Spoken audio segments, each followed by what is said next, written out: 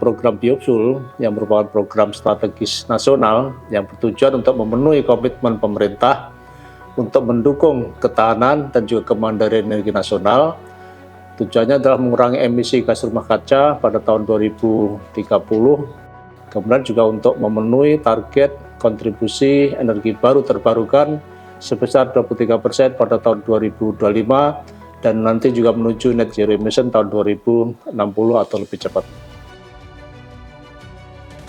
Perkembangannya meningkat, persentasenya menjadi B10 sampai B15 tahun 2015, kemudian 2016 dengan B20, 2020 kemarin kita mulai dengan B30. Dan sejak 1 Februari 2023 kemarin kita menuju ke B35.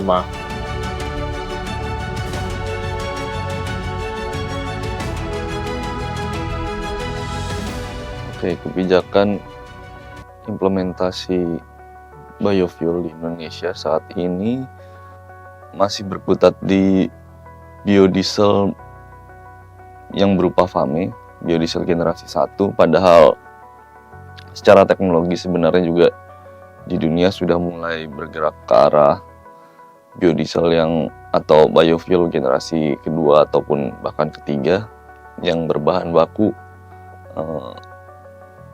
limbah ataupun alga, mikroalga. Nah, kaitannya dengan transisi energi rendah karbon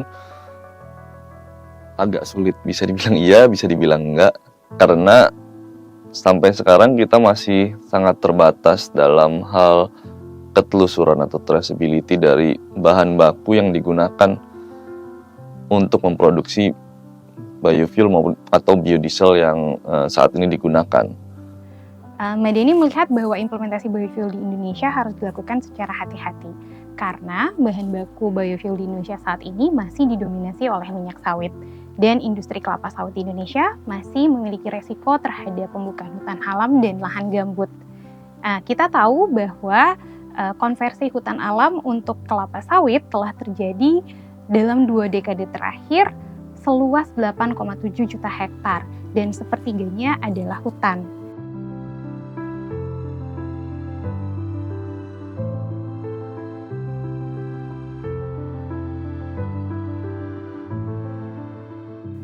Uni Eropa telah mengeluarkan aturan terkait deforestasi atau kita biasa menyebutnya EUDR, EU Deforestation Regulation. Nah, aturan ini kira-kira akan diadopsi tengah tahun ini dan mungkin berlaku sejak Desember 2024. Kajian Mbak Deni di tahun 2020-2021 menemukan sekitar 22.000 hektar hutan alam dibuka untuk perkebunan sawit di dalam izin perkebunan sawit. Jadi kalau misalnya kita melihat fakta ini, memang belum semua minyak sawit Indonesia dapat mematuhi aturan deforestasi Uni Eropa tersebut.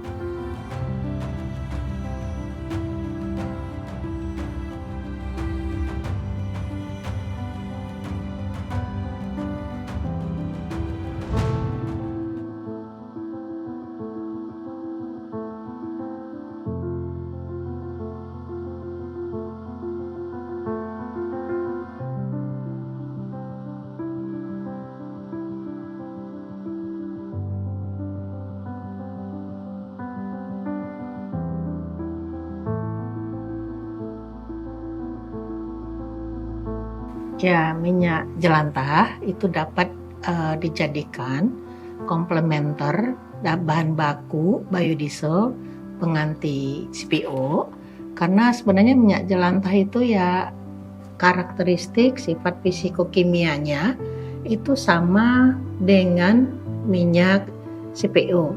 Jadi minyak jelantah itu bisa disebutkan bahan baku yang lebih ramah lingkungan dibandingkan dengan RBDPO. RBDPO adalah CPO yang sudah dimurnikan.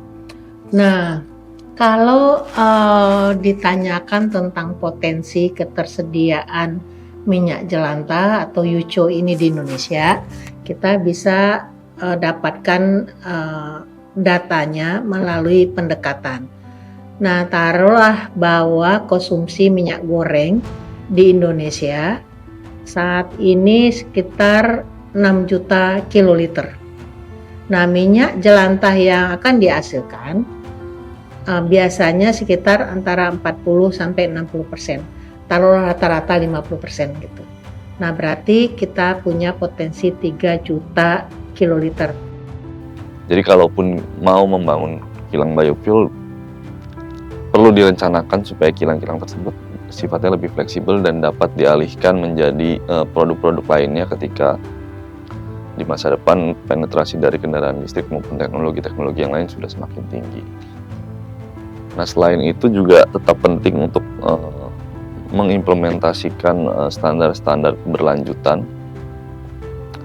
yang transparan saja kriteria-kriterianya.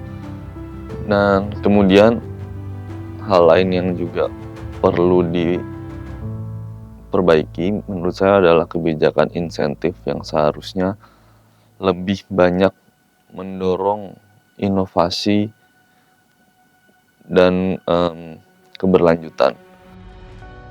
Terkait dengan teknologi, permasalahan teknologi untuk memproduksi biodiesel dari yuco atau dari minyak jelantah ini sebenarnya tidak ada masalah, hanya tahap awal saja di pre-treatment. Nah, di situ kita harus melakukan proses filtrasi. Karena namanya minyak jelantah kan segala macam masuk ya di situ ya. Jadi ini harus difilter minyaknya. Nah, kesananya teknologinya tuh sama saja dengan minyak fresh.